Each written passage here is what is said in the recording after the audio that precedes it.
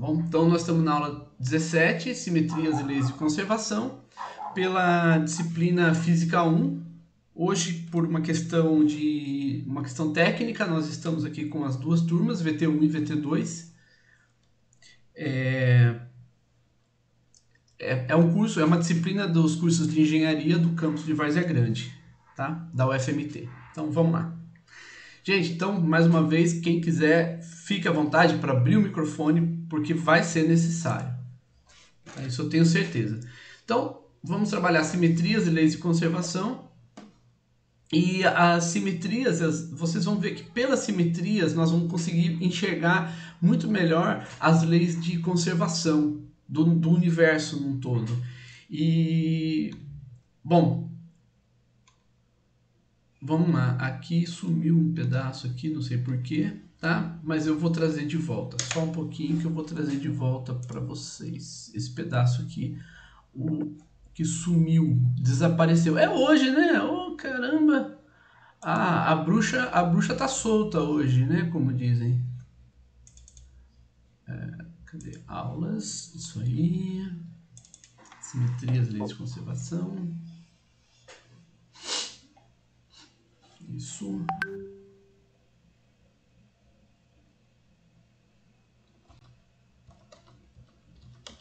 Deixa eu tirar a notificação.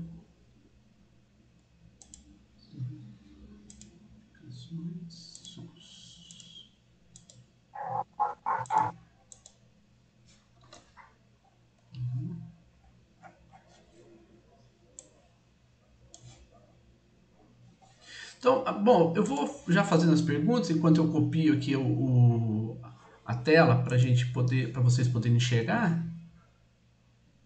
Mas em princípio, o que vocês entendem por simetria? Para vocês, pode dar exemplo, não precisa ser definição não. Pode ser exemplo, pode falar. Matrizes? Como é que é? Matrizes? Isso. Matrizes. Tá, ok. O que você quer dizer com matrizes? Não faz parte da simetria também? Então, mas o que você quer dizer com simetria? Faz parte da simetria, as matrizes? Isso, mas pode ser. Mas uma matriz, ela pode ser uma matriz simétrica.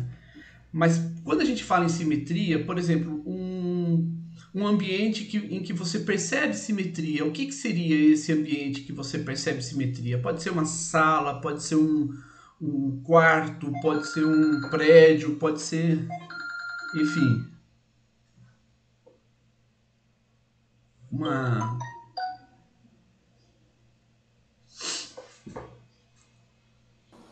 Eu posso tentar explicar? Claro!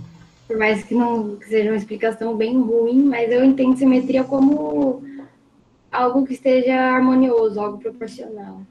Proporcional, harmonioso, ok, perfeito. Né? Alguém falou também sobre ter os dois lados iguais. Por exemplo, nós somos simétricos? Nós, seres humanos? Somos. Eu acho que alguns não, falam que exatamente. Não, outros falam que sim. Alguns são, nem todos são. Oi? Alguns são, não são todos. Somos assimétricos, eu acho. Tá. Acho que generalizando a espécie, nós somos. Tá, em que sentido que nós somos simétricos? Rafael, eu sou lindamente simétrico. Posso falar? Nós somos simétricos de forma bilateral. Tá. Aqui, se a gente fizer um corte aqui, igual o Miguel falou, nós somos simétricos. É isso, Miguel? Sim. Mas eu não acho que é uma coisa exata. Por exemplo, a gente tem uma sobrancelha diferente da outra, um olho diferente do outro. Mas, assim, se você olhar, tipo, de longe, a gente tem dois braços, duas pernas. Então... Tá. Acho que pode ser. Então, quer dizer, com relação a ter duas pernas, dois braços, vocês falam que a gente é simétrico. Mas se olhar de perto, nós temos nós somos diferentes, nós temos sobrancelhas, uma sobrancelha diferente da outra, um olho um pouco mais puxado, né? Enfim. Né? Pra mim, fala de olho puxado. Uma bochecha. Não somos perfeitamente simétricos. É uma bochecha um pouquinho mais gordinha, outra tal. Então, realmente. Agora, vocês falam assim, olhando de longe, nós somos simétricos porque nós temos 2 braços, 2 pernas, né? Enfim. É o homem vitruviano, né? Do Leonardo, né? Do Leonardo da Vinci. Então, ok. Agora, se nós olharmos aqui de lado, se nós passarmos uma linha aqui dividindo nós não somos simétricos mais.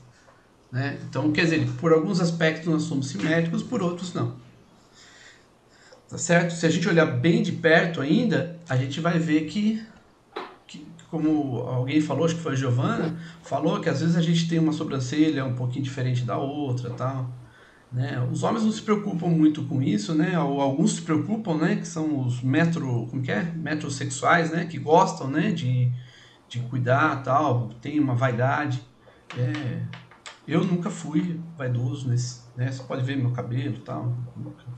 Eu também, professor, não tenho o que fazer, né? Então, então, mas isso é interessante. A questão da gente ter partes iguais, de ter harmonia, né, como a Tayla falou, né, ter os braços, quer dizer, tudo isso aí traz pra gente simetria. No ponto de vista da física, quando a gente vem para a física, tá? O que é que nós podemos dizer que é simétrico na física?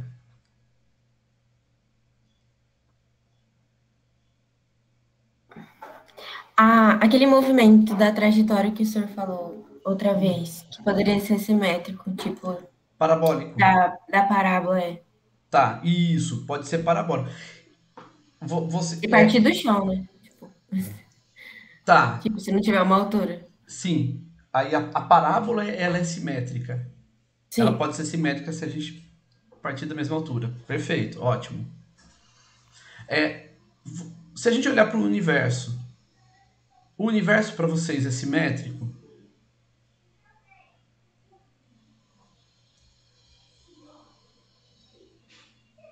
Fael respondeu que não. Paulo respondeu que sim. Miguel falou que não. Medeirinho falou que não. Júlia, não sei.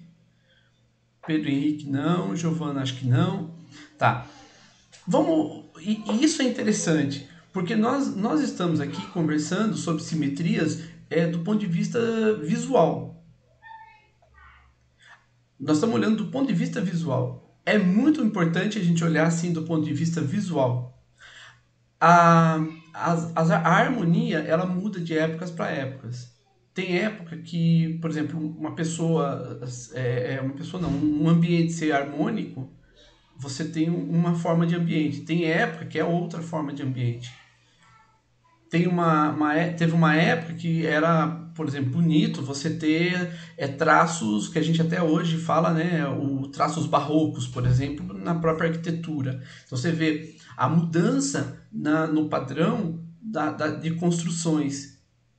Então tem uma época que você vê que um prédio era bonito se ele tivesse alguns detalhes que hoje ele já não tem. Então hoje o que é um prédio bonito hoje já não é o que era um prédio bonito há 50 anos. Né?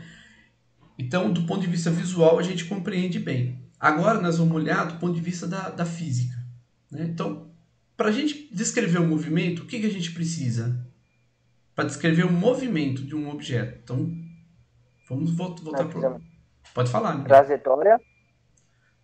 Trajetória... Pode continuar. Ulisses falou velocidade. O que mais? Posição inicial. Então vamos lá. Movimento. Movimento tem velocidade. O Miguel falou posição. Vou colocar unidimensional. O que mais? Alguém mais falou alguma coisa que eu não acompanhei o chat? Posso acompanhar. Falaram aceleração, mas pode ser uniforme. Pode ser, mas a aceleração também é uma grandeza que permite que a gente entenda o movimento. Né? Então, a aceleração faz parte. E tem outra grandeza, né? Falta uma. tempo. Tá? Então, essas 4 grandezas aqui, elas permitem que a gente possa fazer observação e análise do movimento. Então, para descrever um movimento de um objeto, a gente precisa dessas 4 grandezas.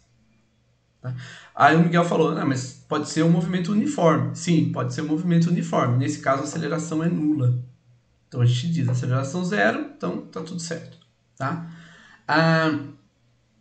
E aí que entra. Essas 4 grandezas, elas valem para qualquer lugar do universo? Ou só vale para a Terra? Só vale para um laboratório? Só vale... O que a gente pode dizer dessas 4 grandezas físicas? Velocidade, posição, aceleração e tempo. Elas valem em todo o universo? Qualquer lugar do universo que a gente for, a gente pode usar essas 4 grandezas?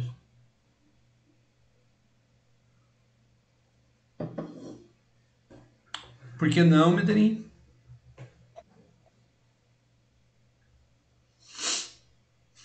Variam aonde? Por exemplo, se eu for... Veja, a pergunta não é se eu posso usar as mesmas, mas se eu posso usar essas grandezas. Então, se eu tiver com um cronômetro na mão, eu posso usar esse cronômetro na Lua? Sim, mas nós estamos falando do tempo. Né? O tempo ser relativo é uma propriedade da grandeza física tempo. Mas ainda assim é tempo. Então, se eu for para a Lua com cronômetro, eu posso fazer a medida do deslocamento de um objeto? O que vocês acham? Pode. Posso. Se eu for para Júpiter com o mesmo cronômetro, eu posso fazer a medida do tempo? O que vocês acham? Posso, né, Rafael? Rafael disse que sim. O que me impediria... Oi? Pode falar, Miguel. De tempo pode, medida de tempo. Tempo pode. De espaço, posição. Se eu for com uma régua em Plutão, eu posso fazer a medida da posição de um objeto? Com uma régua? Sim. Posso. Então, se eu posso fazer a medida da posição de um objeto com uma régua, com uma trena, então eu posso também fazer uma medida do tempo com um cronômetro. Então eu vejo que eu não estou me preocupando se as grandezas vão ser iguais ou diferentes. O que nós estamos falando é se eu posso fazer a medida no local, no universo inteiro, usando régua e cronômetro. Ok?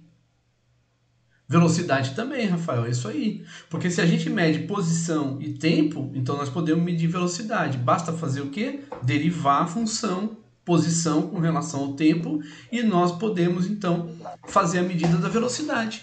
Então, nós podemos, inclusive, ter equações cinemáticas em qualquer lugar do universo. Vocês concordam com isso ou não? Sim, concordo. Perfeito. Então, vejam, em qualquer lugar do universo que eu for, eu posso descrever, é o item 4, eu posso descrever tais eventos por equações matemáticas, que são, por exemplo, as funções cinemáticas. Então, as funções cinemáticas eu posso usar em Júpiter, Plutão, Saturno, posso usar nas Cefeidas, posso usar na Sirius. Então, eu posso usar em qualquer constelação de Centauro, eu posso usar em qualquer lugar do universo as funções matemáticas, as funções cinemáticas, que são matemáticas, para descrever os movimentos. Então, se lá nas Cefeidas eu observar um objeto e ele tiver, vou pegar o exemplo que a Giovana falou, ele tiver um movimento, for um lançamento oblíquo, e ele tiver um movimento parabólico, né? Vocês percebem então que lá eu vou observar o parabólico e eu vou poder descrever todo o movimento desse objeto e as grandezas, as propriedades desse movimento por meio das funções matemáticas, igual nós fizemos aqui usando G igual a 10 metros por segundo ao quadrado. Só que lá o G vai ser diferente, mas as funções cinemáticas continuam válidas. Eu posso usar as 4 grandezas físicas da cinemática para poder usar, para poder descrever o movimento dos objetos em qualquer lugar do universo. Tudo bem, gente? Tá bom. Então, por exemplo, o item 5, dê exemplos de eventos invariantes no tempo. Vocês conseguem pensar em algum evento? Algum fenômeno? Algo que seja invariante no tempo? Não vale falar da tia. Eu tinha uma tia que ela era invariante no tempo. Todo ano ela fazia a mesma idade. Não vale falar disso. Ulisses, a gravidade. A gravidade, ok. Quando o Ulisses fala gravidade, o que vocês acham? A gravidade é invariante do tempo? Eu pensei na gravidade também. Porque a Gravidade. gente não pensa no tempo quando a gente coloca gravidade. Perfeito. Então, se eu estou em Cuiabá, eu vou usar a aceleração da gravidade hoje, amanhã eu não vou usar outra aceleração gravitacional, vou usar a mesma. Tá? Então, a gravidade é um exemplo de algo, de uma grandeza física que é invariante no tempo. Então, qualquer evento que depender exclusivamente da gravidade, por exemplo, a queda de um corpo sem resistência do ar, né, é invariante no tempo. Então, se nós deixarmos um objeto cair em queda livre, né, e se nós reproduzirmos essa mesma experiência na Nova Zelândia, na China, na Austrália, na África do Sul, em qualquer lugar que a gente for, nós vamos obter os mesmos resultados. Então, esse evento da queda dos corpos, ele é o mesmo. Aí, se eu for para a Lua, não, você não vai obter o mesmo resultado, mas o experimento você pode fazer na Lua também, não tem problema nenhum. Faz na Lua, vai ter a queda do corpo, só que a aceleração é diferente, então o resultado vai ser diferente. Então, em qualquer lugar da Lua que a gente for, a gente vai obter o mesmo resultado. Tá certo? Então, quer dizer, são fenômenos, são eventos invariantes no tempo. Agora, o método que eu empregar aqui, eu posso empregar na Lua, eu posso empregar em Plutão, eu posso empregar em Júpiter, eu posso empregar em qualquer lugar. O método. Tá certo? A queda vai se dar de forma diferente. O que vai ser diferente é a aceleração gravitacional, ou seja, a variação da velocidade com o tempo. Tá certo? Tudo bem, gente? Então vamos para o próximo. Gente, eu já tinha falado para vocês dessa pessoa aqui. É a Amy Noether. Tá? Ela nasceu em 1882 e faleceu em 1935. Tá? Ela faleceu de algo que hoje seria corriqueiro. Ela foi fazer uma cirurgia, se não me engano, para retirada de um cisto de ovário, alguma coisa assim, né? do útero, alguma coisa, e faleceu. Né? Algo que hoje é bem corriqueiro, ela faleceu. Tá? Eu achei que essa mulher aí era aquela que morreu de radiação. Não, aquela é a Marie Curie. Marie Curie. Isso. Eu achei que essa era que era.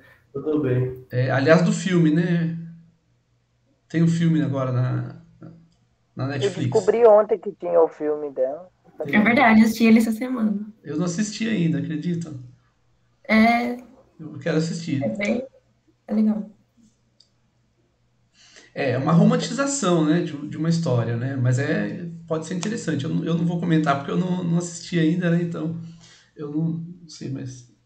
vai dar spoiler. Não, eu conheço a história dela, então não tem spoiler. Sim. Ela ganhou novela fantástica, né?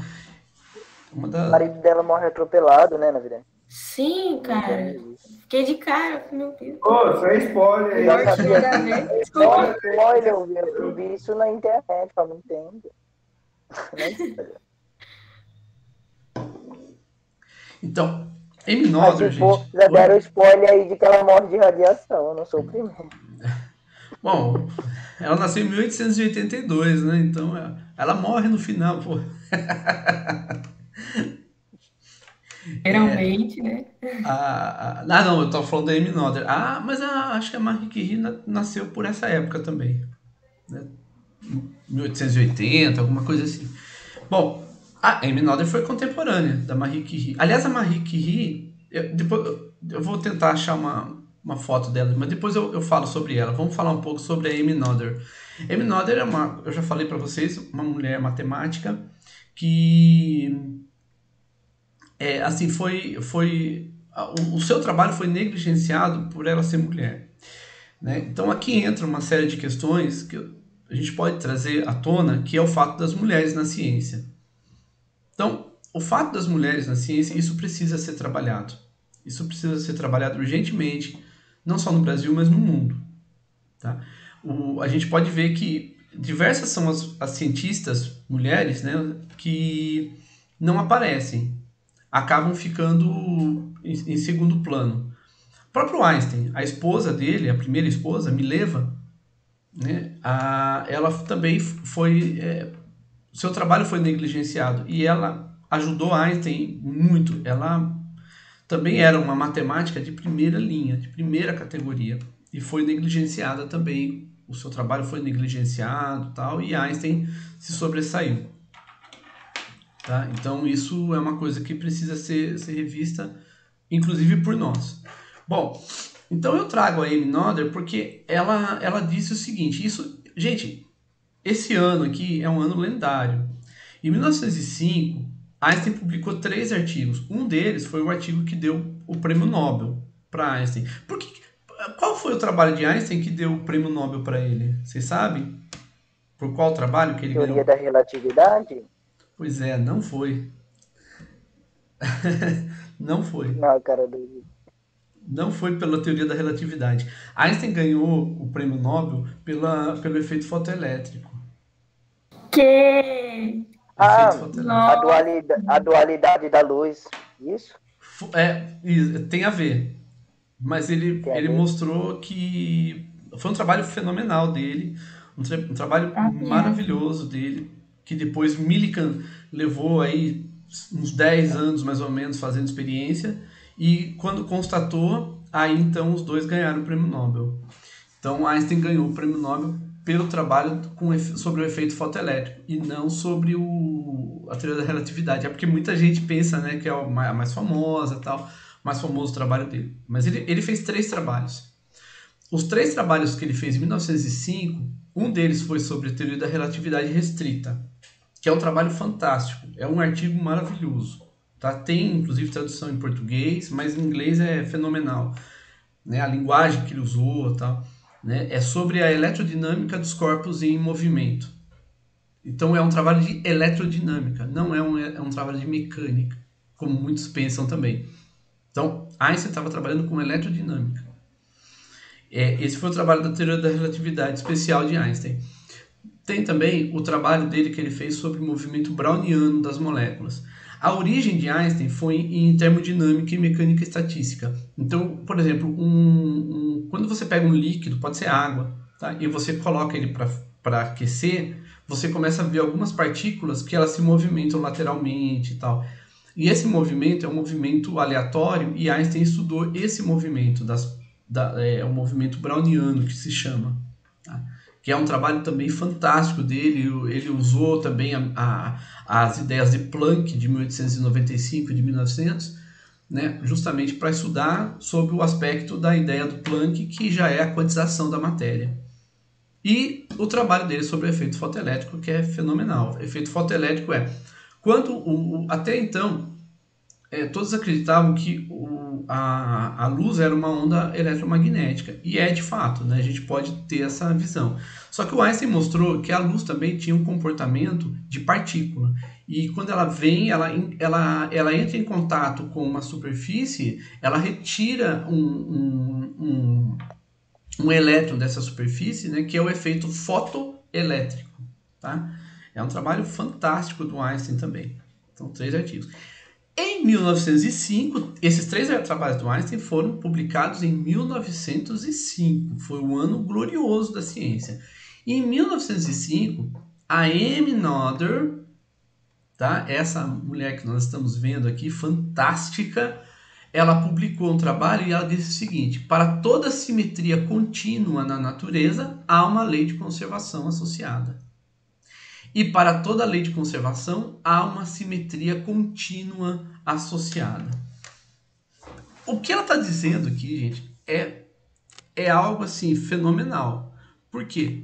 porque o fato de você associar simetria com lei de conservação ainda não tinha sido discutido. Ninguém tinha falado sobre isso com tanto propósito como ela.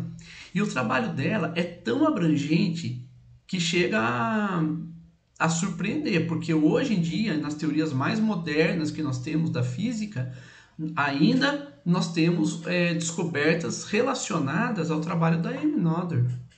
Modelo padrão das partículas elementares, nós temos hoje o laboratório, o CERN, né, que é também o LHC, né, o LHC tem hoje o laboratório que fica na Suíça, França e Espanha, né, Itália, se não me engano, e esse laboratório faz experimentos de última geração mesmo, muito modernos, e ainda estão descobrindo efeitos por conta do trabalho da Amy Noether, que foi em 1905, gente. É fantástico, né?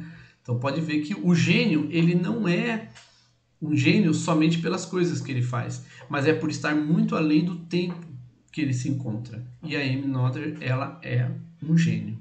Ela é um gênio, precisamos... Sim.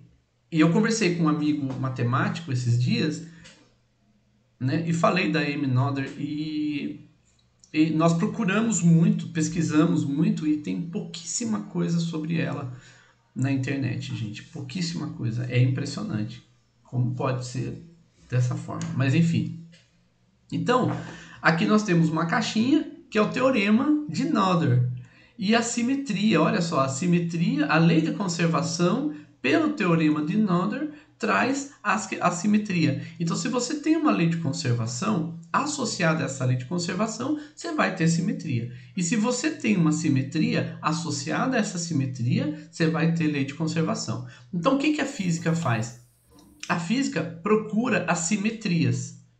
Porque a gente observa os fenômenos da natureza. E observando os fenômenos da natureza, a gente observa simetrias. Por isso que a gente perguntou, nós somos simétricos, né? O que vocês entendem por simetria? Tudo isso, que é justamente a observação da simetria. A partir do momento que nós observamos simetria, nós temos associado a essa simetria uma lei de conservação.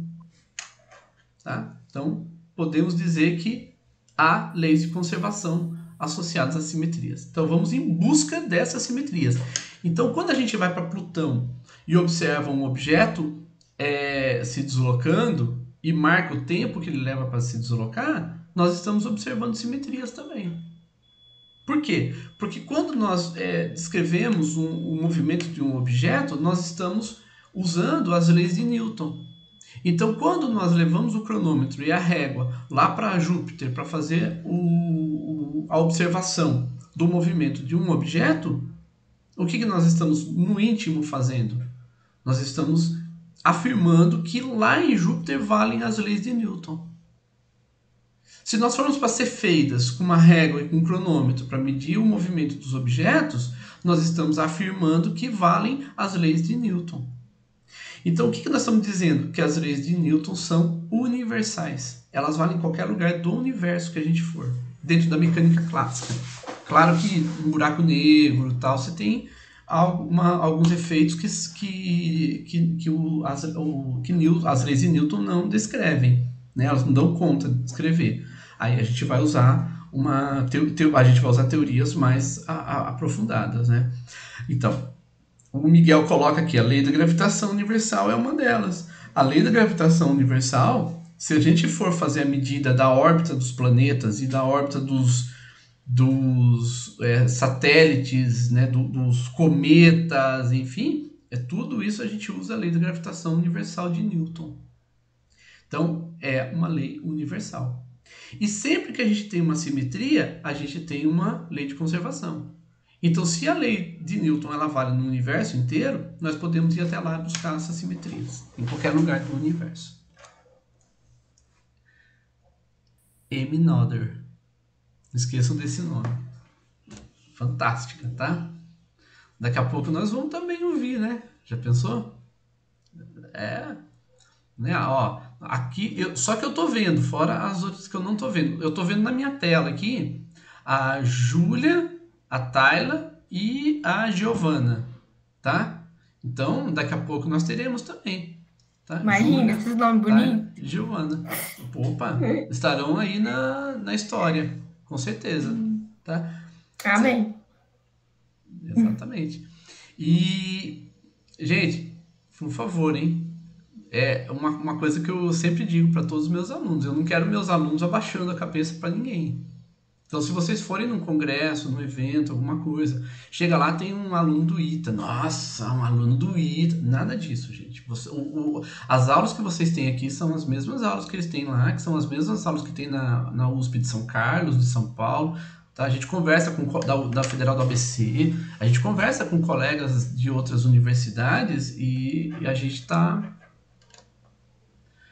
eu não sei se eu conto para vocês, acho que eu vou contar. Até conversando com um colega do ITA, inclusive, ele falou, a gente conversando sobre as aulas e tal, e ele falou, nossa, Fred, você está pegando muito pesado com seus alunos. Então, para a gente ver aí que vocês não estão para trás, não, viu, gente? Vocês estão muito para frente. Bom, e então, aí o que acontece? Então, nessa disciplina, nós vamos olhar apenas 3 aspectos, apenas 3 tipos de simetria. Nós vamos olhar a uniformidade temporal, que é essa questão do evento, o tempo que a gente leva para um fenômeno ocorrer, ele vai ser o mesmo independente do local, independente do momento, independente de tudo. Ele vai ser o mesmo? Vai. Então tem uma uniformidade temporal. O que acontece? Se eu pegar um tubo de 1 metro, colocar um objeto para cair ali dentro desse tubo, esse fenômeno vai ser o mesmo aqui nos Estados Unidos, na Europa, na África do Sul, em qualquer lugar que a gente for, o fenômeno vai ser o mesmo. Isso, então, significa que tem uniformidade temporal. E se tem uniformidade temporal, tem uma lei de conservação. Lembra? Simetria? Sim, lei de conservação. Qual é a lei de conservação que está associada à uniformidade temporal? É a lei de conservação da energia. Então, se há simetria temporal, então tem conservação da energia. E olha que legal, porque quando você usa essa questão da simetria, você não precisa ter na mente 1 milhão de equações. Não. Você vai lá, observa a simetria, associa a simetria e vê. Tem simetria? Tem. Então tem temporal? Uniformidade temporal? Tem. Então tem conservação da energia. Que maravilha. Facilita muito, porque a gente não precisa ficar guardando um monte de fórmula. E não só isso. Isso nos dá, enquanto, no caso de vocês, enquanto engenheiros, vai fornecer para vocês condições para que vocês prevejam os fenômenos que podem ocorrer antes de vocês fazerem o teste. Antes de vocês fazerem qualquer teste, vocês vão observar. Tem uniformidade temporal? Tem. Então tem conservação de energia. Não tem. Não, então vamos fazer o seguinte.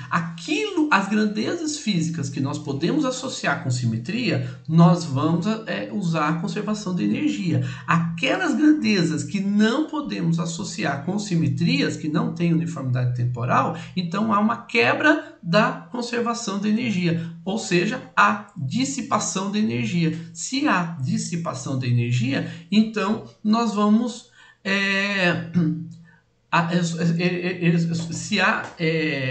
se não há simetria, então eu vou usar, por exemplo, a dissipação. Então agora eu vou usar a dissipação. Por exemplo, eu vou soltar um objeto da altura de 1 metro e a hora que eu solto ele cai em queda livre, porque não tem resistência do ar. Mas aí eu vou para um lugar que a temperatura é muito alta. Não, vou falar o seguinte, que a temperatura é muito baixa, porque nós já estamos num lugar que a temperatura é uma das mais altas do mundo, né? Cuiabá, né? Acho que só perde para Las Vegas, né? Se não me engano. E olha lá. Então nós estamos aqui num lugar, então nós vamos para um lugar com temperatura muito fria, um lugar muito frio, muito inóspito. E sem dizer que a aceleração da gravidade ela varia de ponto a ponto do planeta, ela não é a mesma. Então, se a gente está aqui, eu estou aqui em Cuiabá, se você vai, por exemplo, para o Japão, a gravidade lá vai ser outra. Ligeiramente diferente. Ligeiramente, mas vai ser diferente. Se você sobe uma montanha, vai ser diferente. Se você vai para o Polo Norte, é diferente. Então ela muda. Tá? Miguel, tá um pouquinho, né? Esfriou um pouquinho. Eu tô até com o ar-condicionado desligado aqui hoje. Então, gente, nós estamos reparando que se as grandezas físicas que nós podemos associar à uniformidade temporal, então nós vamos vai ter uma conservação de energia. Aquelas que não podem, a gente vai usar a quebra da conservação de energia, mas dá para a gente trabalhar com elas e nós vamos ver como fazer. A homogeneidade espacial. Homogeneidade, ela está relacionada com a conservação do momento linear. Então, se é homogêneo, então se o espaço é homogêneo, então tem conservação do momento linear. O que é o espaço homogêneo? Se eu olhar para a minha frente, se eu olhar para o lado esquerdo e para o lado direito, eu tenho as mesmas coisas. Certo? Se eu olhar para esses dois lados, então eu tenho as mesmas coisas, então o espaço é homogêneo. Então, se eu realizar um evento na minha esquerda e o evento for o mesmo na minha direita, então significa que o evento é o mesmo. Então, existe uma homogeneidade espacial e uma uniformidade temporal. Então, tem os dois? Tem. Então, temos conservação de energia e conservação do momento linear. Pode haver conservação de energia e não haver conservação do momento linear? Sim, basta que tenha uniformidade temporal e não tenha homogeneidade espacial. Então, aí eu tenho conservação de energia e não tenho conservação do momento linear. Professor, a Sim. homogeneidade espacial está ligada ao visual, então? Não. Aí que tá, Miguel. A gente ia chegar lá já. Mas você já antecipou um pouquinho. Aqui eu já posso falar para vocês. Não é o visual. Quando nós olhamos para um lado esquerdo e para o lado direito, nós não olhamos mais com esses olhos. Nós olhamos com os olhos da física, que são as leis. Então agora nós estamos olhando com os olhos da física. As leis da física valem da mesma forma no lado esquerdo e no lado direito? Valem. Então é simétrico. Tá? E isso que você falou é muito interessante. Porque o que acontece? Hoje, por exemplo, quando eu olho um arco-íris, o que eu vejo? Eu não vejo só cores. Eu vejo as ondas eletromagnéticas, eu vejo refração, eu vejo difração. Então eu vejo um monte de fenômenos que estão ocorrendo ali no arco-íris. Isso faz com que o mundo, o universo, ele tenha uma beleza muito maior. Muito maior do que ele tem. Quanto mais conhecimento a gente tem, mais o mundo fica bonito. Mais ele fica belo. Mais a gente consegue enxergar beleza naquilo que está à nossa volta. E aí sim a gente pode dizer, com esses olhos eu consigo enxergar. Agora, com esses olhos aqui, eu consigo fazer uma observação muito mais profunda. Tá? Vou dar um exemplo para vocês. O Sebastião Salgado ele é um fotógrafo. Fotógrafo, assim, de primeira linha mesmo, maravilhoso. E ele tem uma foto de uma mulher essa mulher é catadora de cana. Então, a foto que ele tem a foto das mãos dela. Ele tirou foto das mãos dela. E as mãos dela muito escuras por conta do trabalho que ela faz e muito cheia de cicatrizes. Né? Porque colher cana, né? Não sei se vocês já viram coleta de cana. Eles queimam a cana e aí você vai lá e coleta a cana. Então, as mãos não aguentam, né? E quando eu vi aquela foto, né, eu pensei assim, né? O que é a beleza? A beleza, ela está associada aqui, né? Então, para mim, naquele momento que eu vi essa foto, eu gosto muito dele, né? Sempre eu estou acompanhando o trabalho dele, vendo os trabalhos dele de fotografia, né? E para mim, aquela foto representou beleza. Né? Por que beleza? Beleza não. Beleza são unhas feitas, é uma mão cuidada. Depende. Depende, porque aquela mulher, por que ela não pode ser bonita? Né? Ela não é bonita nos padrões que a gente tem na sociedade. Mas do ponto de vista de uma mulher que está ali, naquelas condições, trabalhando, eu olhei aquilo e falei, isso é beleza para mim. E o Sebastião Salgado, ele dizia isso, que ele estava fotografando o ambiente de pessoas que estão trabalhando em condições muito precárias, né?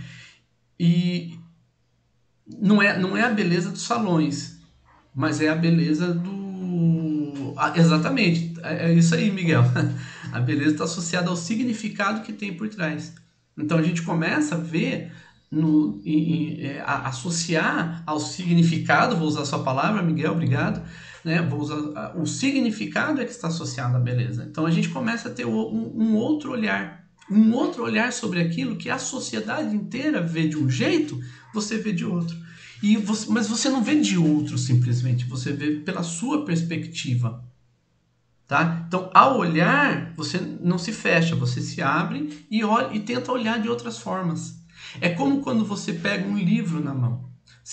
Hoje em dia nós temos a internet, mas se você pegar uma enciclopédia na mão e se você pegar essa enciclopédia e for procurar sobre um assunto, você vai passar por 1 milhão de assuntos antes de chegar naquele assunto que você quer. Isso faz o quê? Que você aumente ainda mais a sua informação sobre vários temas. Né? Então você abre, você não fecha. Né? Bom, e a isotropia espacial? O espaço isotrópico é o espaço... Vou dar um exemplo de espaço isotrópico. Se eu olhar de um lado, eu vou ver estrelas, do outro lado também. E as estrelas que eu vejo à minha volta, em toda a minha volta, eu vou ver estrelas. E todas as estrelas têm comportamentos baseados nas mesmas leis. Então significa o seguinte, se você está olhando para um lado e se esse lado começar a girar, você vai girar e isso não vai mudar as leis da física por conta do movimento de rotação. Então a Terra gira. Se você girar junto, você vai também acompanhar essas leis da física girando. Então está associado ao movimento de rotação. Então vamos lá. Nós temos o tempo, nós temos a homogeneidade espacial, que está relacionado a movimentos, por exemplo, retilíneos, a isotropia, só um pouquinho, Michael, a isotropia que está associada a movimentos de rotação. Então, homogeneidade, translação, a isotropia espacial, rotação. Fala, Michael. Minha tela parece travada aqui, o senhor está apresentando? Oi? O senhor está apresentando? Minha tela parece travada aqui. Não, está no mesmo lugar ainda, está na simetria, teorema de Noether, lei de conservação. E aí tem uniformidade temporal, homogeneidade espacial, isotropia espacial. Ah, tá. Tudo bem. É isso que você está vendo? É isso mesmo que estou vendo. Tá parado nessa tela. A gente está conversando ainda sobre essa tela. Tudo bem. Professor, Oi? o contrário de isotropia seria entropia? Não. Entropia é uma grandeza física, né, que é uma grandeza, vocês vão ver, se vocês tiverem Física 2 ou Termodinâmica, vocês vão ver nessa disciplina, né? A entropia é uma grandeza física, tá? E a isotropia tá relacionado ao aspecto ao aspecto espacial, às propriedades espaciais, tá? São duas coisas bem diferentes. Já que você disse que isotropia, as coisas estão seguindo as leis, né? Estão em ordem, eu associei a palavra ordem. Tal. Tá, não tá. Não são relacionadas, não. E então, agora nós vamos passar, e aí o Michael vai ver o que vai passar. Por exemplo, alguém tem algum comentário a fazer até agora? Porque eu passei um pouco rápido, falando inclusive rápido, pra gente chegar aqui, nesse ponto que a gente tá. Vamos lá, nós temos então dois objetos. Um objeto de massa M1 e outro objeto de massa M2. Eu coloquei o M2 representado maior aqui, o azul, tá? Mas é só para a gente ver que M2 é maior que M1. Nem sempre aquilo que é maior tem maior massa, né? Mas aqui é mais para a gente ter essa questão visual. Então, nós vamos colocá-los em queda. Né? Mas nós vamos supor que M2 chegue primeiro. Então nós vamos dizer o seguinte, a massa M2, por ter massa maior, vai chegar primeiro. Tá? Então nós vamos dizer isso. Então, por isso que é uma suposição. Então nós estamos supondo que... Então nós vamos supor que o objeto de massa M2 vai chegar primeiro. Bom, vocês sabem que não chega, né? Que os dois chegam juntos. Nós já falamos sobre isso, né? Mas se alguém tiver dúvida, a gente volta a conversar. Então, fazendo essa suposição, nós vamos fazer essa brincadeira aqui. Essa brincadeira funciona da seguinte forma. Nós temos duas rodas aqui, tá? E essas rodas, elas vão carregar baterias. Então, nós temos a bateria 1 e a bateria 2. Esse objeto M1, quando ele cair, ele vai bater nessa pá, vai fazer essa roda girar, e aqui você tem um dínamo que vai carregar uma bateria. Mesma coisa, a massa M2. Porém, como nós fizemos a suposição de que M2 chega primeiro, então a aceleração de M2 vai ser maior. Aceleração gravitacional. Se a aceleração é maior, então a aceleração gravitacional vai ser maior. Isso significa o quê? Que a velocidade de rotação da roda 2 vai ser maior do que da roda 1. Ou seja, a bateria B2 vai acumular mais energia do que a bateria 1 no mesmo intervalo de tempo. O que é um absurdo. Isso aqui é um absurdo. Isso não existe. Por que não existe? Porque se fosse assim, bastaria então eu ter massa maior aqui e eu vou em M2 e eu vou carregar mais rápido a bateria. Mas não é isso que a gente observa. O que a gente observa? Que independente da massa, a velocidade vai ser a mesma. Se a gente observa isso, então as baterias 1 e 2 vão ser carregadas, vão acumular energia da mesma forma.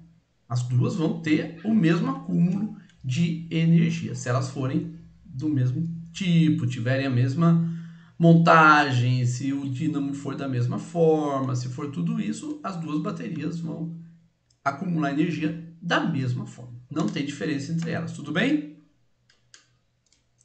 Ok. Então, vamos ver outro exemplo agora. Então, isso significa o quê? Que é um absurdo dizer que pela massa maior, a aceleração de M2 vai ser maior. Então, o que a gente pode concluir? Deixa eu escrever a conclusão aqui. Portanto, A2 é igual a A1. Não existe esse negócio de A2 ser maior do que A1, não. A gente não observa isso na natureza. Aqui nós vamos fazer diferente. Vamos supor que a aceleração da gravidade seja G, mas apenas na quinta-feira a aceleração seja menor do que G. Então a gente tem aceleração G todo dia de semana, mas na quinta-feira seja menor do que a aceleração gravitacional, certo? Eu mesmo só ia na farmácia na quinta-feira para me pesar. Aceleração gravitacional é diferente ali, então maravilha, né? Bom, a energia acumulada na bateria B1 será massa vezes gravidade vezes altura. Tá? Depois nós vamos ver por que vai ser massa vezes gravidade vezes altura. Mas está relacionada com a altura. Então o que acontece? Nós vamos fazer o seguinte. Nós vamos deixar a água cair todos os dias. Então todos os dias da semana a gente deixa a água cair. O que ela vai fazer? Vai alimentar a bateria. Na quinta-feira eu ligo a bomba. Por quê? Porque para subir vai ser mais fácil na quinta-feira. Porque a aceleração gravitacional é menor, então a aceleração menor vai ser mais fácil eu colocar a água na caixa d'água. Então na quinta-feira eu ligo aqui e deixo ela subir. Aí durante a semana a gente fica alimentando a bateria. O que vai acontecer? Eu vou ter uma bateria aqui perpétua. Por quê? Porque se eu tiver essa bateria alimentando a bomba, eu carreguei a bateria, alimento a bomba na quinta-feira, vai sobrar energia aqui. Concordam? Vai sobrar energia. Então o que eu vou fazer com essa sobra de energia? Tá a mais. Tá, a água subiu? Subiu. Agora vai vir. Então vai acumular. Então o que eu vou fazer com essa energia? Parte dessa energia eu vou mandar para algum lugar e parte eu vou usar na bomba. Isso eu faço toda semana. Gente, eu vou vender energia para todo mundo, para colocar no carro. Vou vender energia. Eu tenho energia perpétua. Mas, olha só, absurdo. Não é isso que a gente observa, tá? Então, não existe, gente, essa questão da gente ter aceleração gravitacional, tá? Diferente no dia da semana. É a mesma coisa que pensar que a Terra é plana, mas deixa pra lá. Não vou entrar nessa questão, não. Tá? Hoje não. Já entrei nos primeiros dias de aula. Tá bom? Então, agora nós vamos ver, já que isso não acontece, isso significa o quê? Que nós temos uniformidade temporal. Olha que legal. Tanto aqui, nesse exemplo, como aqui, nós temos uniformidade temporal.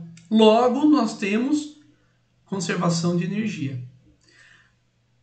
Gente, eu não vou definir energia para vocês. Por que não? Porque a energia é a capacidade de realizar trabalho. Tá, o que é trabalho? Então, trabalho é a capacidade de exercer uma força para deslocar um objeto, tá? Nós vamos ficar andando em círculo. Por quê? É aquela coisa, né?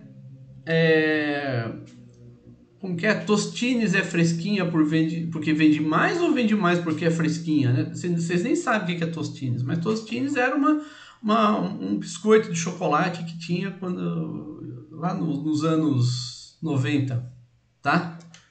Era tostinha. Hoje é negresco, essas coisas assim, né? Então, negresco vende mais porque é fresquinho ou é fresquinha porque vende mais? Mesma coisa. Então, o que nós vamos fazer? Nós vamos utilizar uma grandeza chamada energia. Olha lá, o Miguel colocou, a zebra é preta com listas brancas ou branca com listas pretas, né? Boa. Nós vamos usar a energia, né? Uma grandeza chamada energia, que daqui a pouco nós vamos ver o que é. Mas, olha só, movimento vertical sem resistência do ar. Sem resistência do ar, eu tenho movimento vertical. Como a aceleração é constante, tá? Vamos lá. Se a aceleração for constante, vamos supor que a aceleração seja constante, tá? Então nós temos que a velocidade é v0 mais at e a posição vai ser a posição inicial mais a velocidade inicial vezes o tempo mais meio de at quadrado, tá? Essas daqui são as funções cinemáticas. Tô gravando, Giovana, tá? Acho que tá, né? Deixa eu ver aqui. Tá gravando sim. Professor, mas é em Y, né? Isso aí. Eu tô fazendo no geral. Tô fazendo geral? No geral. Você tem uma aceleração constante, né? Então você vai ter a velocidade escrita dessa forma e a posição pode ser x, y, z, s, né? Vai ser, esse que é bem geral. Que mas dá você na tem mesma razão. se a gente Oi? integrar, né? Dá na mesma se a gente integrar, né? Exatamente. Aqui é por integração a gente chega também nesses resultados. Por integração e depois por integração novamente, tá? Mas o que eu vou fazer? Eu vou dizer o seguinte, que o tempo vai ser v menos v0 dividido por a. E vou substituir em x. Então nós vamos ter ΔX, sendo x menos x0, que é igual a v0 vezes, né, vezes o tempo. O tempo é v menos v0 sobre a. Mais 0,5, né, meio vezes a vezes t ao quadrado. Tá? Eu não vou fazer esse cálculo aqui, mas, né, mas se alguém tiver dúvida, depois fala comigo. Nós vamos ter v ao quadrado igual a velocidade inicial ao quadrado mais 2 vezes a aceleração vezes ΔX. Usaremos Torricelli, então, né? Exatamente, Michael, é Torricelli, tá? Aliás, você sabe, a origem disso aqui é porque tinha Torricelli fez um estudo, né?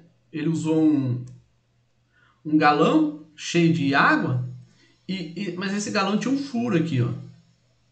E a água, então, ela fazia esse movimento parabólico. Olha só o movimento parabólico aqui. Isso aqui é chamado de xixi de Torricelli. Sério mesmo? É. E daí que veio essa expressão, tá? Xixi de Torricelli. Então nós temos aqui v quadrado igual a v0 ao quadrado mais 2a vezes a variação da posição. Isso só vale para geral, mas eu coloquei geral, mas vou colocar entre aspas. Só vale para aceleração constante, tá? É isso aí, Rafael. Bom, então nós vamos usar essa expressão. Então veja que nós estamos usando essa expressão v quadrado igual a v0 quadrado mais 2a ΔS. Eu quero usar y. Tudo bem, pode usar ΔY. Não tem problema não, tá, gente? Uma vez que a gente está calculando a altura. E nós então chegamos ao resultado que a velocidade inicial que nós precisamos impor a esse objeto para que ele chegue até a altura h, seja qual for a altura h, é 2 vezes g vezes h, raiz quadrada. Raiz quadrada de 2gh. Essa é a velocidade inicial para que esse objeto chegue na altura h. Tudo bem? Fazendo essa conta. Então veja que... De onde tirou isso aí? Não foi da cartola. Tá? Não foi da cartola. Não é mágica. É observação da natureza, sabendo que esse é um evento com uniformidade temporal. Então veja só. Nós sabemos que tem a uniformidade temporal nesse fenômeno, porque nós já observamos aqui atrás. Nesse caso e nesse caso. Nós já vimos que há uniformidade temporal nos eventos associados à gravidade. Tá? Aceleração gravitacional. Então, o que nós vamos fazer? Bom, observamos então que a velocidade que nós precisamos impor a esse objeto para que ele suba uma altura h vai ser raiz quadrada de 2gh. Isso, Bruno. Exatamente. É como se fosse uma velocidade de arranque. É uma velocidade inicial que você coloca aqui para que ele suba uma altura h. Tá? E quando ele desce, qual vai ser a velocidade dele final? Aplico também essa equação e chego à expressão que a velocidade, quando ele retorna aqui no ponto de origem, vai ser raiz quadrada de 2gh. Lembra que é sem resistência do ar. Se fosse com resistência do ar, seria diferente. Tá? Então, as velocidades elas vão ser iguais. Nós estamos montando uma ideia, tá, gente? Então agora, nossa, professor, agora virou Zé Tele, né, como dizem. Vamos lá. Vamos colocar aqui uma rampa agora. Tá? E nessa rampa, nós vamos colocar um objeto. Tá? Deixa eu fechar aqui e tal. Então, vamos pôr um objeto aqui. Esse objeto, ele vai descer essa rampa dessa posição até essa posição, por exemplo. Tá? Então, ele vai descer essa rampa dessa posição até essa posição. Bom, uma vez que ele vai descer a rampa e vai se deslocar dessas duas posições, então nós vamos chamar isso aqui de L. Mas nós não podemos esquecer que aqui tem uma altura H. Tá certo? E é isso que nós vamos ver.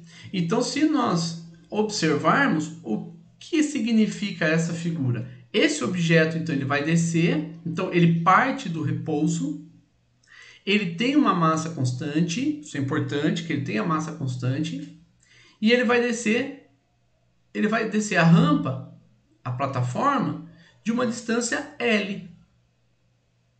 Tá? Se a inclinação dele for θ e essa distância for D, o que é que nós temos? Veja então, nós podemos dizer que nós temos aqui um triângulo, que vai ser esse triângulo aqui, tá? Esse triângulo, se nós trouxermos ele para cá, então, se o ângulo de inclinação for θ, aqui, então o ângulo de inclinação aqui do ângulo, aqui vai ser θ também, do triângulo. Então aqui vai ser L e aqui vai ser H. Tá certo? Então olha só o que nós vamos fazer. Seno de θ vai ser H sobre L, porque aqui está o triângulo, aqui está o ângulo de 90 graus. Então a altura é L seno de θ. E nós vamos guardar esse valor, tá? Que é esse valor aqui, H L seno de θ, tá? Por outro lado, nós vamos, deixa eu pegar esse cara aqui. Vamos trazer ele para cá, tá? Porque a gente quer ver qual vai ser a aceleração dele agora. Então agora nós vamos ver a aceleração dele. Quando a gente vai ver a aceleração dele,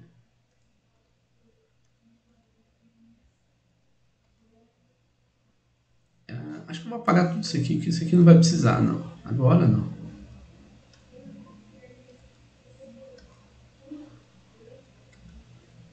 Esse aqui também, esse aqui também, esse aqui também. Eu vou trazer uma coisa que nós já vimos, tá? Que é, ele vai ter uma força peso e vai ter uma força normal. Então ele tem aqui o peso e a força normal. E vamos representar agora o diagrama de corpo livre. Né? O diagrama de corpo livre dele aqui vai ser... Eu vou colocar, só vou representar a força-peso porque não tem atrito. Se não tem atrito, então somente o... Opa! Vou representar só o peso. Só o peso está fora do eixo de... Porque ele vai descer essa rampa. Então nós vamos colocar o X para cá, tá? Então com isso, nós vamos ter as componentes X e Y do peso. Então nós vamos ter essas componentes aqui. Px e Py. E esse aqui é o P, tá? E aqui é o ângulo θ, tá? Se aqui é ângulo θ, aqui é 90 graus, né? Então o θ vai estar aqui. Então nós temos que Px é P seno de θ, tá? Guarda essa informação aqui, bom? Que é essa daqui, que está aqui, ó. Cadê? Px é P seno de θ. Então nós chegamos nessa informação. Aplicando o caso particular da segunda lei de Newton, porque a massa é constante, então nós vamos ter que a força é massa vezes aceleração. A massa vezes a aceleração, portanto, é Px, porque a única força que está agindo na direção x é Px, e nós vamos ter massa vezes aceleração igual a massa vezes gravidade vezes seno de θ, e com isso a gente chega nessa expressão aqui. Então nós vamos usar essas duas expressões. H vai ser L seno de H é L seno de θ e a aceleração é G seno de θ. Tá? Então o que nós fazemos? Aplicamos Torricelli. Tá? Então veja, a velocidade no caso, a velocidade é a velocidade em B, que é o ponto B que ele vai chegar. Vai ser a velocidade inicial. A velocidade inicial é a velocidade no ponto A. Tá certo? E é 0. Que é essa velocidade aqui. Velocidade inicial é 0. Tá? 2A vezes L, que é 2 vezes a aceleração que ele vai ter ao descer a rampa, vezes a variação da posição dele, que é o L, né? Que é o próprio L. E, então nós vamos ter VB ao quadrado igual a 2 vezes G seno θ, que é a aceleração. Então esse valor aqui é o valor da aceleração que nós obtivemos agora de pouco, tá? Só que eu vou inverter. Ao invés, eu posso, a ordem dos fatores não altera o produto. Vocês já ouviram falar disso? É mentira, tá? Se for um produto vetorial, altera. Por exemplo, se for um produto vetorial, o produto V é diferente de V produto vetorial U. Tá certo? Então, a ordem dos produtos não altera. Altera sim, aqui, ó, alterou. Tá certo? Então, aqui você tem que manter a ordem. Então, a ordem altera. Mas, quando você está fazendo um produto simples, né? Você pode alterar aqui, não tem problema nenhum. Aqui não é produto vetorial, então você pode. Né? Então, o que eu fiz?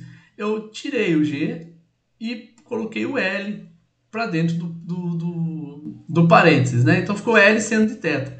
Mas L seno de θ é o H. Então, eu substituí por H. Ou seja, a velocidade que ele chega no final da rampa, aqui no ponto B, melhor dizendo, vai ser raiz quadrada de 2GH. Cara, essa é a hora que os alunos eles não aguentam, eles batem a cabeça na mesa, eles chacoalham a cabeça, eles riem à toa, eles choram, tem gente que chora, sabe? Fala, não é possível, o que é isso, né? Vira aquela festa na sala de aula, né? Como nós não estamos em sala de aula, eu sei que vocês estão se contendo aí para não fazer isso, né? Vocês estão com vergonha de fazer isso aparecer no vídeo, né? Porque tá gravado, tal. Eu entendo, né? Mas esse é o momento, né? Em que os alunos não aguentam neles, né? De tanta alegria. Por quê? Porque eles chegam à conclusão de que se você solta um objeto do ponto A até o ponto B em queda livre, a velocidade dele vai ser raiz quadrada de 2GH. Mas se você soltar ele do ponto A para ele ir até o ponto B e a altura for a mesma, ele vai ter a mesma velocidade.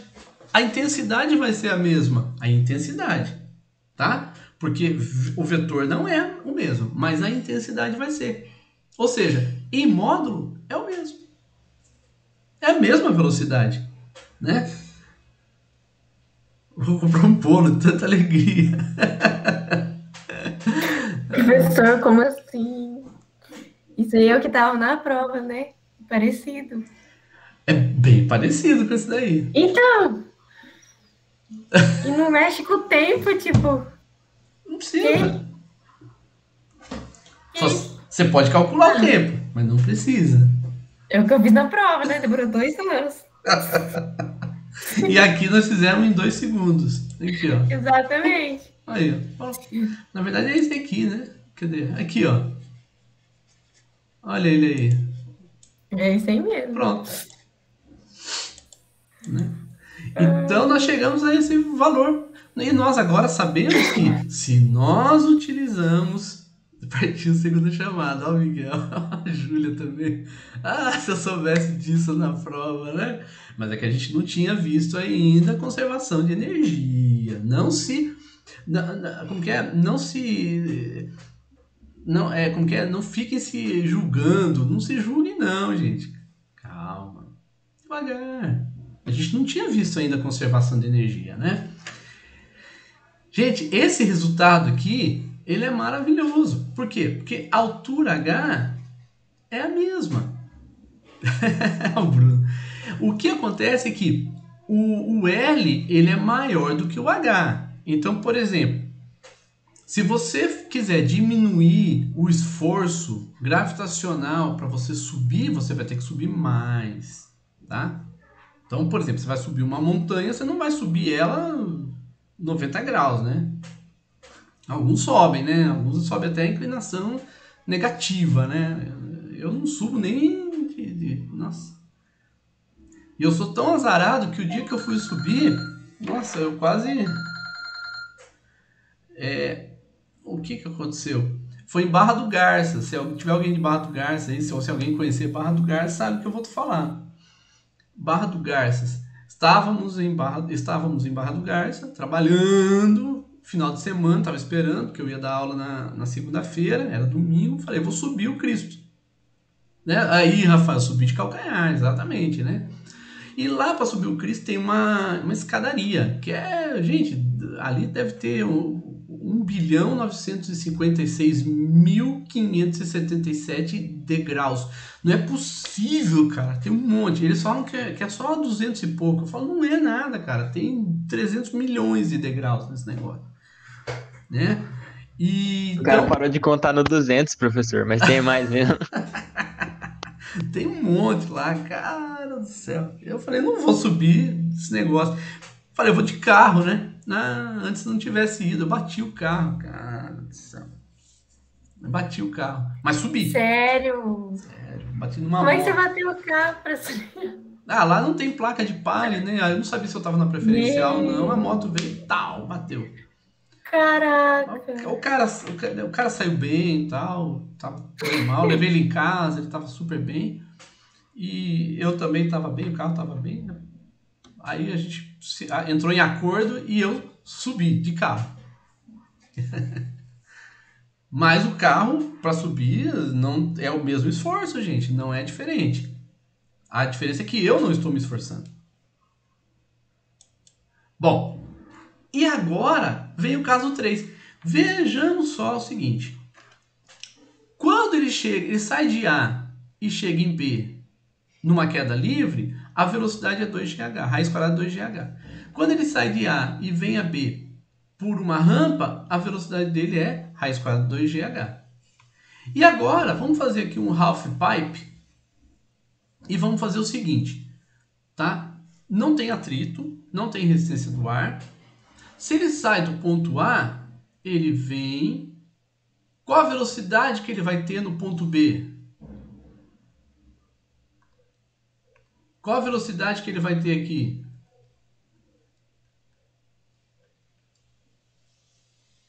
Hã? É zero. Não pode ser zero. Não é zero. Vamos voltar aqui, ó. Ele sai do ponto A e chega no ponto B com a velocidade de raiz quadrada de 2gh. Ele sai aqui do ponto A e chega no ponto B com uma velocidade de raiz quadrada de 2gh. Ele sai do ponto A e chega no ponto B, qual a velocidade dele? Vocês estão com medo de falar, né? Raiz quadrada de 2gh. Sim, mas é porque lá é uma rampa, você tá diferente. Exatamente, Giovana, exatamente. Ó, o Pedro também, raiz de 2gh. Exatamente, não depende da forma. O que depende do quê? Depende disso aqui, ó, da altura, só. Só da altura. Não importa se você vem pela rampa, né, por essa rampa nesse formato circular, se você vem pela rampa reto, se você vem... Não importa. A velocidade, se não tiver resistência do ar nem atrito, vai ser raiz quadrada de 2gh. Tá? Então, olha só, a velocidade em B, raiz quadrada de 2g vezes h. Aqui nós estamos colocando HA para saber que é a altura do ponto A. A altura de onde ele saiu. Qual a altura que ele vai chegar aqui, do outro lado? Se ele saiu daqui, da altura A, chegou aqui com velocidade de raiz quadrada de 2gh, qual vai ser a altura que ele vai chegar aqui do outro lado?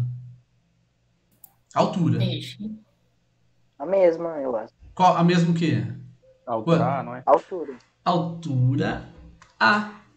Olha só, Altura A. Mas tá diferente ali. não tem problema. Não, aqui tá diferente. Por quê? Porque a gente quer saber qual vai ser essa altura. Então a gente tá perguntando. Vai ser aqui, vai ser aqui, vai ser aqui, vai ser aqui, vai ser aqui. Onde vai ser? Não sei. Beleza. Se a gente não sabe, o que que a gente faz? A gente faz a conta. Veja que usando Torricelli novamente, nós chegamos a VB, a gente já conhece, que é raiz quadrada 2GH, substitui em VB, certo? E ao substituir, nós vamos ter HC igual a HA. Tá certo?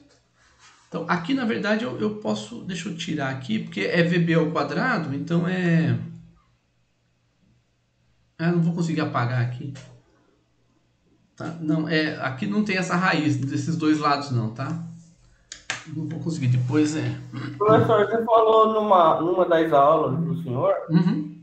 que dependendo que são dois cálculos diferentes, né? Que depois que passa do ponto B. Não estou falando dessa figura, né? São outras aulas que o senhor falou sobre aquele lançamento da bomba. Certo. Aí chega a uma certa altura e de repente é outro cálculo diferente. Então é diferente que chega na altura zero e por que assim, dessa maneira é igual? Não, então, lá o movimento é assim, ó. Então ele chega numa altura máxima aqui, ó. Nessa altura, a componente y da velocidade é zero. Aqui, chega nesse ponto, né? Nós estamos calculando o módulo da velocidade. Tá? A velocidade nesse ponto aqui, como aqui é uma circunferência, deixa eu pegar um verde aqui. Então a velocidade vai ser aqui, ó. Tá? Entendi. Uma velocidade. Mas veja que o caso é diferente. Aqui você está descendo e depois subindo. E aqui não é parabólico. Esse movimento aqui não é parabólico. Não precisa ser. Aqui tem que ser parabólico, né? Senão a gente não tem simetria, tal. Então você está trabalhando com uma função. Aqui não. Aqui pode ser reta, pode ser curva, pode ser do jeito que for. Que a velocidade no ponto B vai ser, a intensidade dela vai ser raiz quadrada 2GH. E sendo raiz quadrada 2GH, então a altura que ele vai chegar aqui vai ser H, a mesma altura. Então ele vai retornar para essa mesma altura. Tá? Mas então, esse ponto é o C. Mas depois que atingir o ponto B e começar a subir, não vai ser uma velocidade retardada?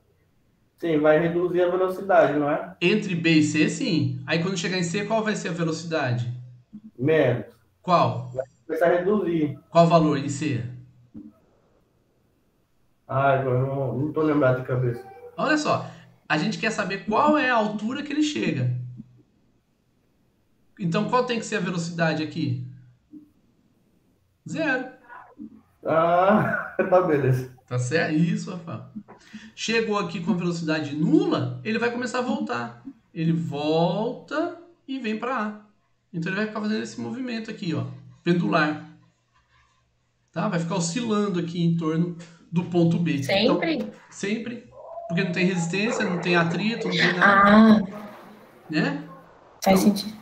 Mas tem alguns tem alguns relógios que são baseados nisso aqui, ó.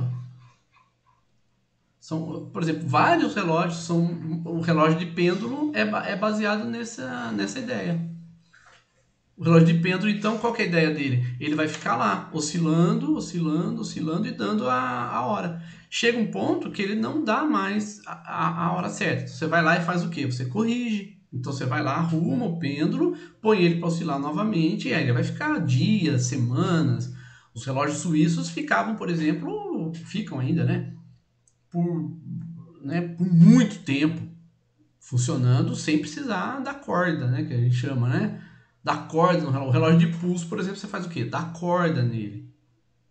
Né? O relógio mecânico.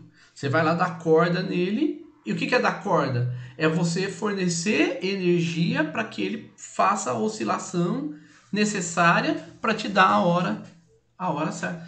É verdade, Júlia. Nossa, uma vez eu ganhei do meu avô um relógio desse que você tinha que balançar. Você balançava, ele recuperava e vamos embora. O de pêndulo também, né? Você vai lá, balança ele e ele volta à estrutura.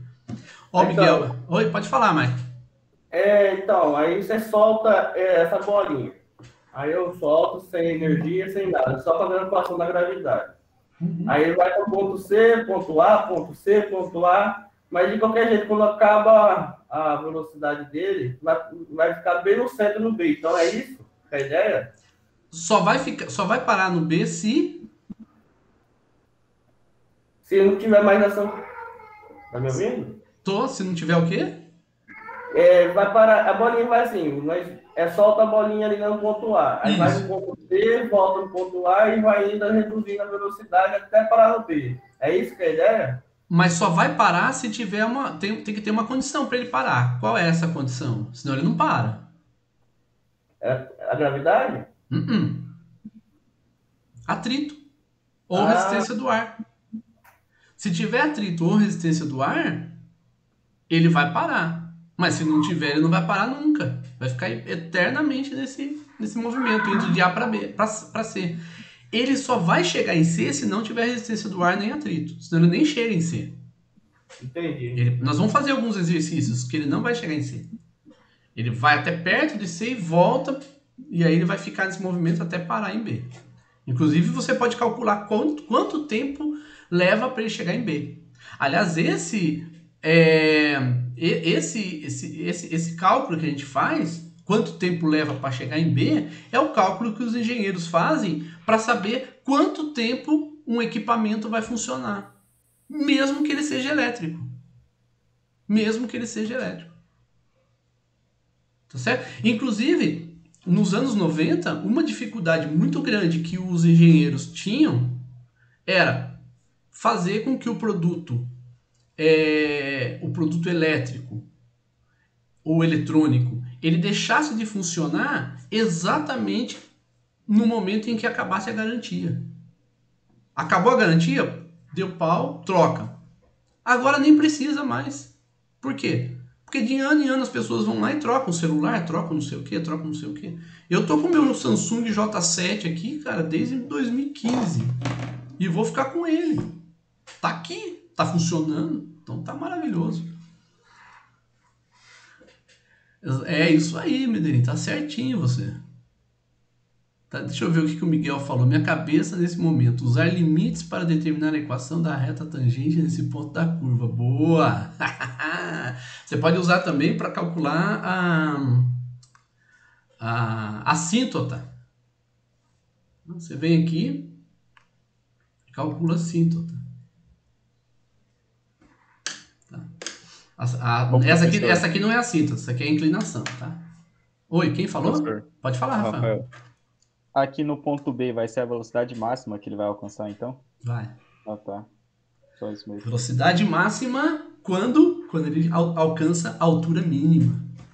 Já estamos vendo alguma coisa. Olha só a simetria.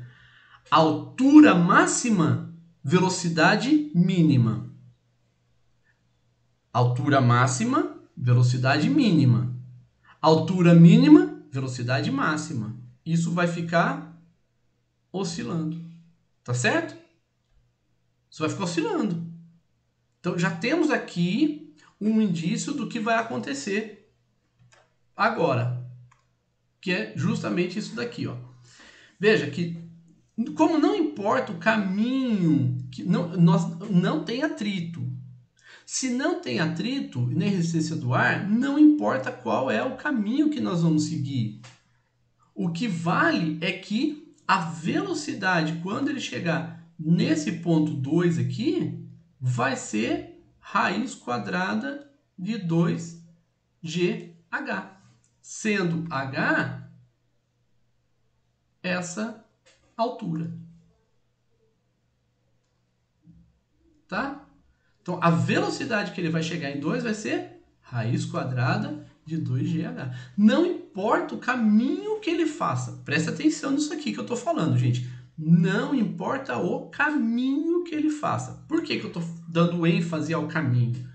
Porque nós vamos chegar no momento que nós vamos calcular e nós vamos ter que distinguir se é o que depende do caminho do que não depende do caminho. Essa distinção vai justamente nos auxiliar na hora em que a gente precisar saber qual é a força que é conservativa, ou seja, que está associada à conservação de energia, e qual é a força dissipativa, que não está associada à conservação de energia. Mas vamos, calma, tá? Então, agora vem a questão de Torricelli. Vamos lá. Torricelli, aplicando Torricelli nesse caso aqui, né, nós vamos chegar nessa expressão. Eu estou falando que ΔY é y2 menos y1. Então, ele sai de 1 e vai para 2. Então, ele saiu a posição em y vai ser y2 e a posição no final, e y1 vai ser a posição dele no início, tá? Em y. Ele sai daqui, chega aqui. Por que eu não estou usando x? Por que eu não estou preocupado com a posição x de 1 e de 2? Porque em x ele não tem aceleração. Então eu estou usando o que tem aceleração, que é o caso a queda dele, que é o que está provocando a queda dele, é a aceleração gravitacional. Então vamos ver o seguinte, altura máxima, deixa eu ver só o que o Rafael colocou. Altura máxima é velocidade mínima. Altura mínima, velocidade máxima. Então altura média, velocidade média.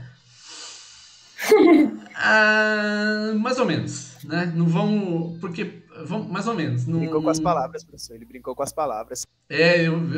Tá certo.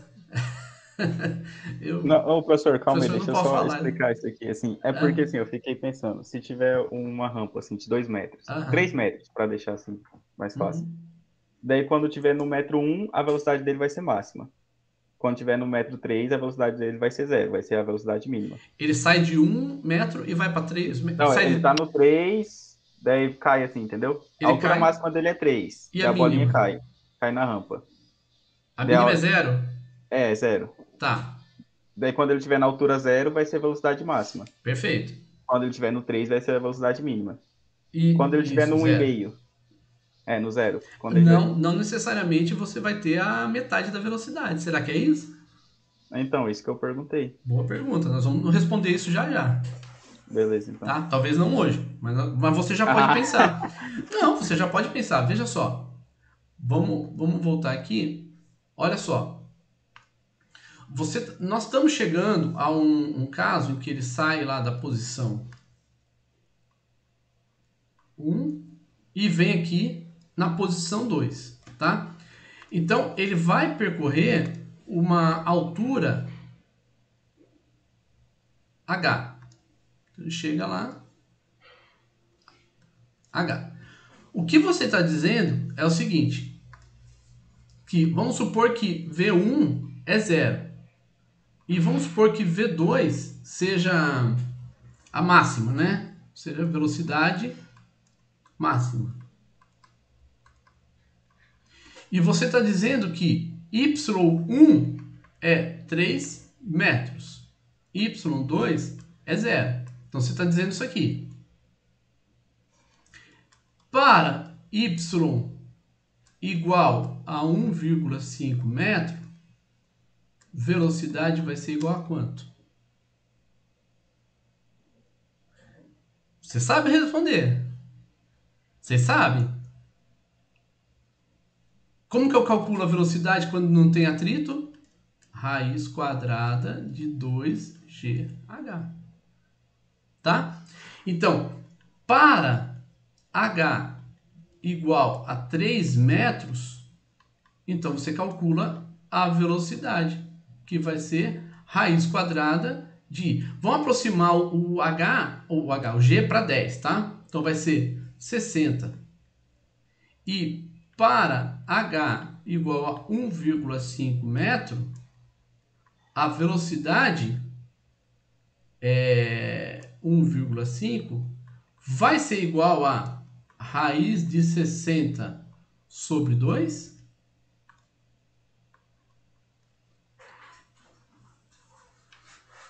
Como que a gente faz essa conta? A gente calcula a velocidade, sabendo que aqui vai ser raiz quadrada de 2GH. E vai ser raiz quadrada de 30. Tudo bem? 1,5, H é 1,5. 1,5 vezes 2, 3, vezes G, 10, 30. Raiz quadrada de 30. Então, faz a conta. A raiz quadrada de 60, que vai dar 7,75 metros por segundo. E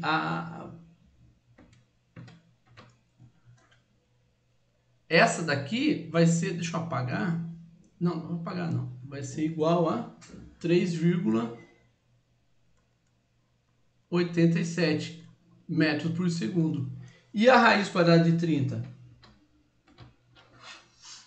Vai ser quanto? 5,48 metros por segundo. Então, o que significa isso? Nós acabamos de ver. Será que a velocidade em 1,5 vai ser a metade de raiz de 60? Né? A gente viu que não. Aí vem a pergunta, por que não? Porque não é linear. Quer ver? Não é linear, que eu digo, não é dependendo de... Não depende só. Desculpa. Não depende de H. Vamos ver? Olha aqui. Quando a velocidade é a quadrática e a distância é linear. Então aqui nós temos a velocidade, ela é ao quadrado. E a posição é elevado a 1. Essa vai ser a diferença. Então a gente vê que a distância percorrida, ela está associada à velocidade ao quadrado. Se fosse 1 por 1, 2 por 2, a potência, tudo bem, mas não é. Então, como não é, olha o que vai acontecer aqui. Nós temos uma grandeza que é quadrática, que depende da velocidade ao quadrado, e grandezas que dependem de posições, sem ser ao quadrado. Isso vai fazer a diferença no nosso resultado. Então, o resultado não vai ser o que você esperava, porque não tem essa obrigatoriedade. E não tem essa proporcionalidade igual. Não é se fosse um quadrado e o outro quadrado, tudo bem. Se fosse um linear e outro linear, tudo bem. Você entendeu, Rafael? Entendi. Né? E aí entra uma coisa interessante, né, para a gente finalizar por hoje. Né? Quando nós trabalhamos Torricelli e multiplicamos pela massa do objeto que nós estamos observando, nós chegamos a esse resultado aqui. O que é esse resultado? Lembra que a gente falou? Velocidade mínima, velocidade máxima, altura mínima. Velocidade mínima, altura máxima. Olha, ele aparece aqui. Só que agora nós vamos chamar de outra coisa. Nós vamos chamar de energia. Então, uma delas que está associada à velocidade ao quadrado é a energia chamada energia cinética. A que está associada à altura é a energia potencial gravitacional. Por que gravitacional? Porque está associada à gravidade. Existem outras formas de energia potencial. Essa é chamada energia potencial gravitacional. Você tem energia potencial gravitacional, você tem energia potencial elástica, você tem energia potencial elétrica, você tem energia potencial química, você tem vários tipos de energia. Aliás, o pessoal aí da engenharia química vai trabalhar muito com essa questão de energia. Vai ter entalpia, vai ter... nossa, vai ter energia livre, vai ter uma série de tipos, de formas de energia que vocês vão trabalhar. Todas essas energias, elas vão ter uma parte potencial. Por quê? Porque na energia química, o que você faz? Você usa a energia potencial para promover a transformação daquilo que você quer. Então, você vai trabalhar numa caldeira, você vai usar a energia potencial. Se você vai trabalhar com energia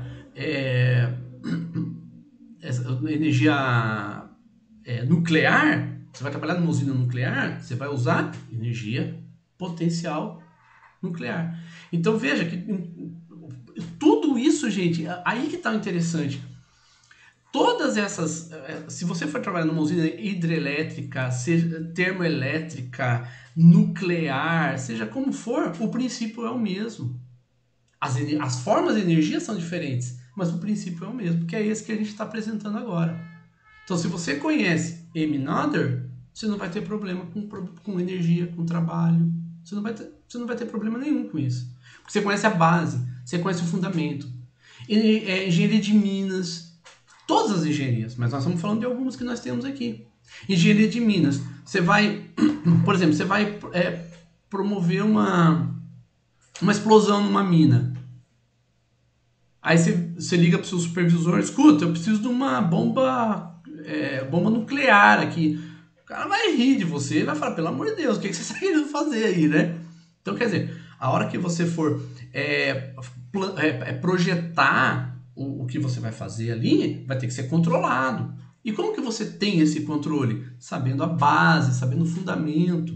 Se você souber a energia potencial certa, você vai fazer o que é correto. Aí vocês falam assim, não, mas eu tô em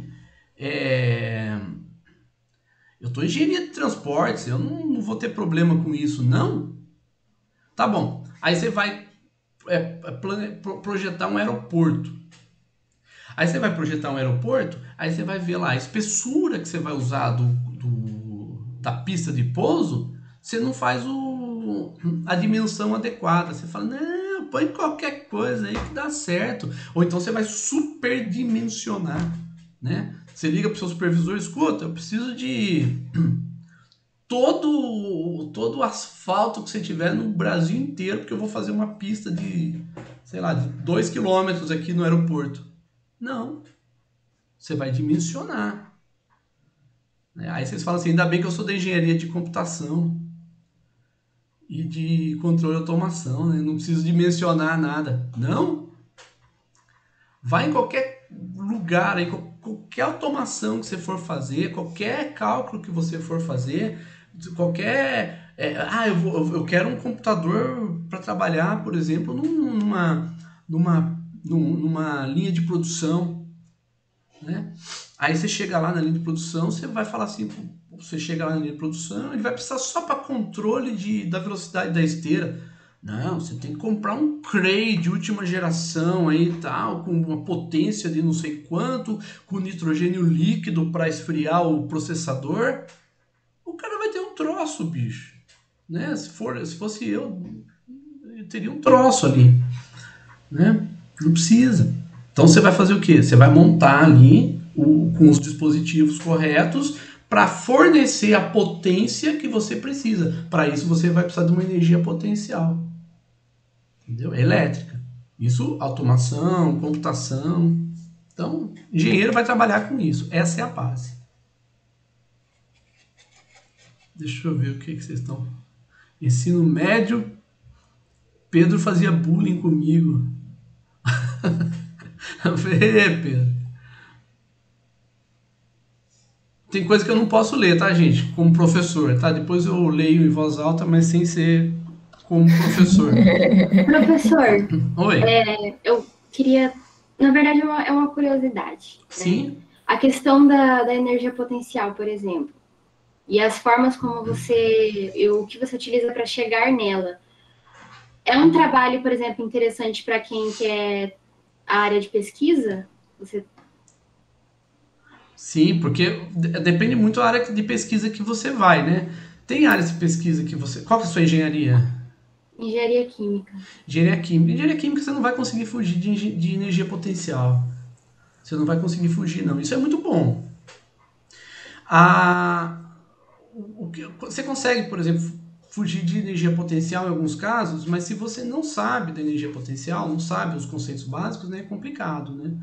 Agora, por exemplo, você tem alguns professores que trabalham com simuladores, você tem o Gabriel, o Júlio, que trabalham com processos com os simuladores, né, que eles sempre trabalham com engenharia, com energia potencial. Você tem o professor Jânio, por exemplo, que trabalha com reatores e sempre está trabalhando com energia potencial também.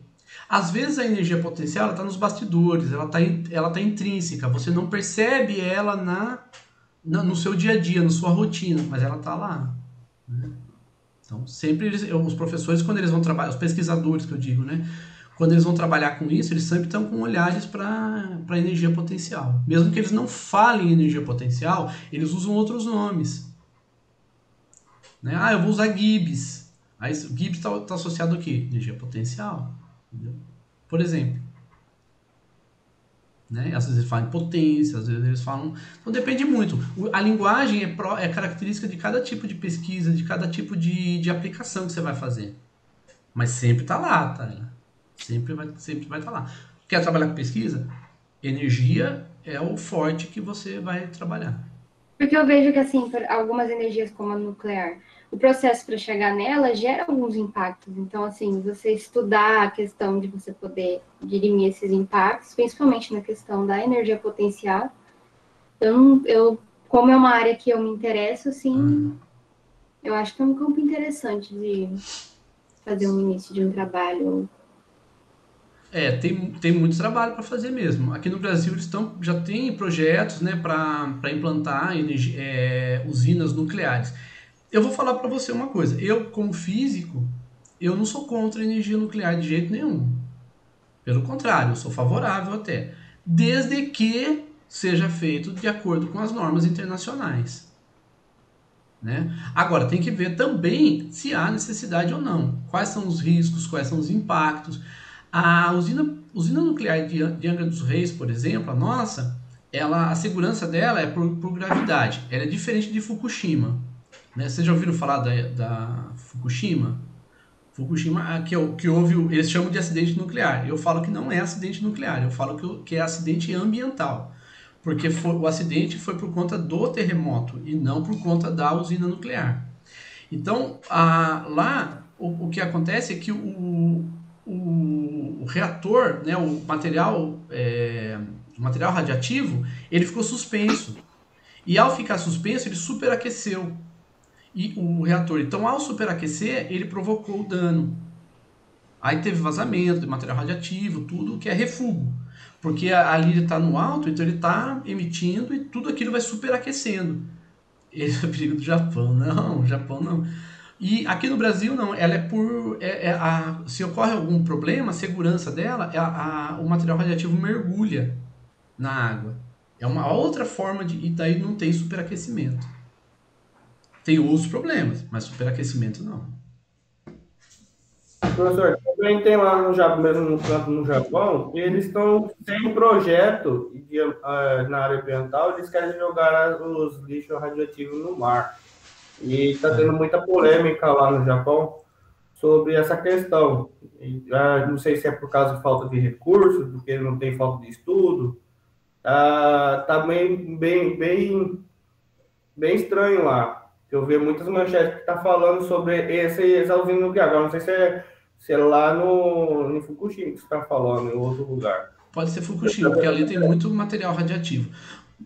Refúgio, lixo radiativo. O lixo radiativo, o destino dele ainda é bastante polêmico. Aqui no Brasil nós temos em Abadiânia, tem uma central ali de lixo radiativo por conta do acidente de Goiânia. Angra, você tem também problema muito sério ali do que fazer com material radiativo, que é lixo radiativo, né? Existem vários destinos, né? Tem empresas que são especialistas em tratar o lixo radiativo. Você tem que levar para um lugar e aguardar o decaimento, não tem o que fazer. Eles já não servem para a usina nuclear e eles ficam ali aguardando o decaimento. Mas a grande parte do material radiativo, se não for lixo, é devolvida para ter como é que fala? O enriquecimento. Então ela é devolvida para o local e aí eles eu acabei de falar a palavra e agora sumiu de novo. Enriquecimento. Então ela é devolvida para a empresa enriquece aquele material e devolve para a usina. Isso é muito comum como fala, em locais que usam reatores nucleares. Nós temos vários no Brasil, a Johnson tem, nós temos a Embrarrad, que fica em São Paulo também, que tem, cada um usa um estilo diferente, né? A Embrarrad usa pastilhas de cobalto radiativo, para adubo, principalmente adubo, eles usam muito lá, eles usam muito material radioativo em adubo. A Johnson usa muito em material cirúrgico, material médico, né? Então, Miguel, aí jogar no mar não é simplesmente que eles vão jogar no mar, eles vão armazenar no mar. Aí deve faltar informação também, né? Aí tem um problema de comunicação, porque não é jogar no mar. Eles não vão simplesmente jogar lá no mar e o mar leva isso aqui embora, leva para a China, leva para a Coreia e tal, e dane-se. Não é. Existe um reservatório que eles colocam no mar. No mar, o impacto é menor. Por quê? Porque a água, a radiação, ela é barrada na água. A água serve como se fosse uma proteção contra a radiação, entendeu? Não tem como acelerar o decaimento, Bruno. Não tem como. O decaimento é natural. Tá? Peixe livre já é mutante. Não, isso aí é quando tem mudança no DNA e tal, mas isso é mais... O material radioativo, né, por exemplo, o problema de Goiânia é que pegaram no material radioativo. Quando você toca no material radioativo, você fica contaminado também. Tá? Vou cortar meu braço. Não, rapidamente cai na corrente sanguínea e, né, não tem problema. E aí causa muito problema muito sério, né? Que foi o caso de Goiânia, caso de... Agora, como que é o nome da usina lá? Chernobyl, por exemplo, material radiativo, né? Ele contaminou e ao contaminar, ele alcançou lençóis, alcançou tudo, rios e tal, e acabou que contaminou várias regiões da Europa, que até hoje estão contaminadas, né? Mas isso é por contato, né? O material radiativo em si, a radiação eletromagnética, radiação gama, por exemplo, ela não é contaminante nesse ponto. Um Godzilla, filhote, Não, gente, então eu vou parar de gravar aqui no OBS, tá? Enfim, então para hoje era isso. Tá bom? Então na próxima a gente já tá no AVA novamente.